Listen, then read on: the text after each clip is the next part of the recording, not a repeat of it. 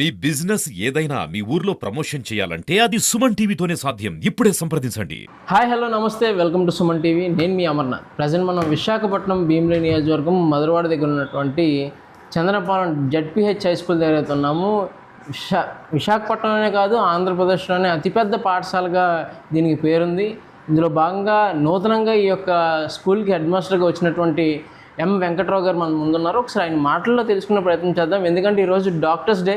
So ఎంతోమంది doctors, ఎంతోమంది engineers ఇటువంటి గవర్నమెంట్ స్కూల్స్ నుంచి, కాలేజ్ నుంచి వెళ్ళి పెద్ద పెద్ద స్థానాలను అందుకునే అయితే పరిస్థితి కనిపిస్తూ ఉంది. సో ఇందులో భాగంగా ఒకసారి వెంకట్రావు గారితో మరిన్ని విషయాలు మాట్లాడి తెలుసుకునే ప్రయత్నం చేద్దాం అండి.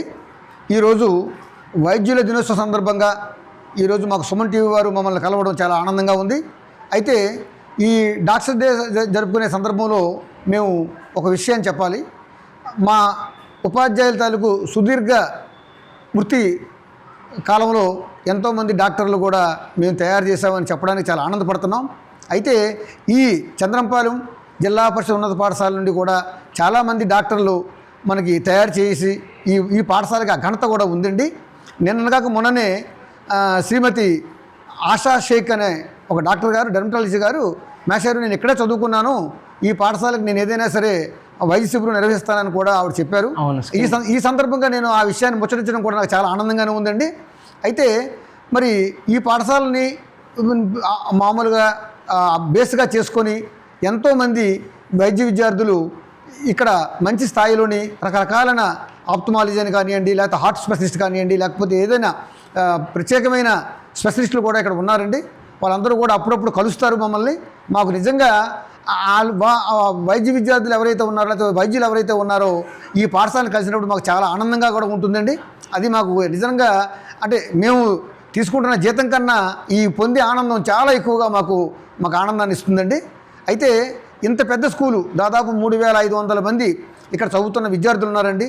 వీళ్ళందరూ కూడా భవిష్యత్తులో డాక్టర్లుగానో, ఇంజనీర్లుగానో, ఐఏఎస్ ఆఫీసర్లుగానో, లేకపోతే దేశానికి ఉపయోగపడే మంచి డిఫెన్స్కి వెళ్ళినటువంటి మంచి శాస్త్రవేత్తలుగానో, అదేవిధంగా మన దేశం తాలూకు నైతిక, అదేవిధంగా కర్మ సిద్ధాంతానికి అనుగుణంగా మంచి భారత జాతీయ పౌరులుగా తయారయ్యి ప్రపంచమంతా గుర్తించగలిగే మంచి పౌరుల్ని భారతదేశం అందించగలుగుతుంది. అందులో మా పాఠశాల నుంచి కూడా మేము అందించడానికి మేము ఎంతో కృషి చేయడానికి ప్రయత్నం చేస్తున్నాము. మాకు ఆశ ఉందండి. ఆ ఆశ ప్రకారంగా ఖచ్చితంగా పిల్లలు తయారు చేస్తున్నాం. పిల్లల తాలూకు నైతిక ప్రవర్తన, ఆదర్శవంతమైన ప్రవర్తనకి ఇక్కడ ఎక్కువగా కూడా మేము ప్రాముఖ్యత ఇస్తున్నామండి. అదేవిధంగా ఈ సుమన్ టీవీ గారు కూడా మాకు ఈ సందర్భంగా మమ్మల్ని కలిసిన సందర్భంగా మా కోరికలు కూడా ఒకసారి వారి ద్వారా మేము ప్రజలకు తెలియజేయాలనుకుంటున్నామండి. ఈ పాఠశాలకి ఎవరైతే తల్లిదండ్రులు మాకు పంపిస్తారో, ఆ విద్యార్థులు పంపిస్తారో, ఆ విద్యార్థుల తాలూకు మంచి ప్రవర్తనకి మేము తీసుకుంటున్న నిర్ణయాలకి తప్పనిసరిగా తల్లిదండ్రులు కానీ, గ్రామ పెద్దలు కానీ, విద్యా కమిటీ వాళ్ళు కానీ, అధికారులు కానీ మాకు సపోర్ట్గా నిలబడాలని కోరుకుంటున్నామండి. అదేవిధంగా ఇక్కడ భౌతిక వనరులు చాలా అంటే సరిపడినంతగా లేవు. ఎందుకంటే 3500 మంది పిల్లలకి సరిపడినంత భౌతిక వనరులు అనేది ఏ ప్రభుత్వం కూడా ఉటావుటిని అందించే పరిస్థితిలో ఉండదు. ఎందుకంటే దీనికంటూ ప్రత్యేకంగా డిపార్ట్మెంట్ల వారిగా ఒక ప్రొసీజర్ ఉంటుంది. కాకపోతే ఈ పాఠశాలని ఎంతోమంది దాతలు, పేరున అందరికీ ధన్యవాదాలండి. దాతలందరూ కూడా ఆదుకొని మాకు టాయిలెట్స్ కానివ్వండి, డ్రింకింగ్ వాటర్ కానివ్వండి, లేకపోతే గ్రౌండ్ లెవెల్ కానివ్వండి, ఇటువంటి ఎన్నో అంటే కంప్యూటర్లు కానివ్వండి, లేకపోతే ఎలక్ట్రానిక్ టీచింగ్ తాలూకు మెటీరియల్ కానివ్వండి, అలాగే చైర్స్ కానివ్వండి, ఇలా అంటే ఒకటేంటంటే అసలు ఈ పాఠశాల ఈరోజు ఉన్నత స్థితిలో ఉంది అంటే 3500 మంది విద్యార్థులకు మేము చక్కగా బోధన చేయగలుగుతున్నామంటే దాంట్లో డోనర్స్ పాత్ర అంటే 50% పైన ఉందని మేము చెప్పడానికి చాలా ఆనందిస్తున్నానండి. అదేవిధంగా ఈ దాతలు చేస్తున్న ఈ సహకారాన్ని మేము మరింత ఎక్కువగా పొందాలని ఆశిస్తున్నాం. అయితే ఇక్కడ మాకు ఒక చిన్న ఇబ్బంది ఏమవుతుందంటే, ఈ మనకి ప్రభుత్వం నుంచి మనం ఏమొస్తున్నాయో, అలాగే దాతల నుంచి ఏమొస్తున్నాయి అనేది మాకు క్లియర్గా మేము అంచనా వేయడం అనేది కొద్దిగా కష్టమైంది. నేను వచ్చి ఇంకా 18 రోజులు అయింది కాబట్టి కొద్ది రోజుల్లో నేను చాలా ఖచ్చితమైన ఎస్టిమేషన్తో ప్రభుత్వం వారి నుంచి రాబట్టగలిగే వనరుల్ని, అదేవిధంగా దాతల నుంచి రాబట్టగలిగే వనరుల్ని కూడా నేను అంచనా వేసి నేను ఖచ్చితమైన ఈ ప్రగతి పదంలోకి పాఠశాల నడిపించడానికి కావాల్సిన ప్రణాళిక తయారు చేసుకుంటానండి. ఇప్పుడు ఒక విద్యార్థికి ఒక చదువుకునే కుర్రోడికి కావాల్సింది పిల్లలకు కావాల్సింది మంచి పోషకమైన ఆహారం, మంచి చదువు చెప్పే ఒక గురువు. అవును. సో ఈ రెండు అందించడంలో మన పాఠశాల ఏ మార్కు ఉందంటారు సార్? సార్ మంచి ప్రశ్న వేశారండి. మాకు దాదాపు 104 మంది ఉపాధ్యాయులు ఇక్కడ ఉన్నారండి.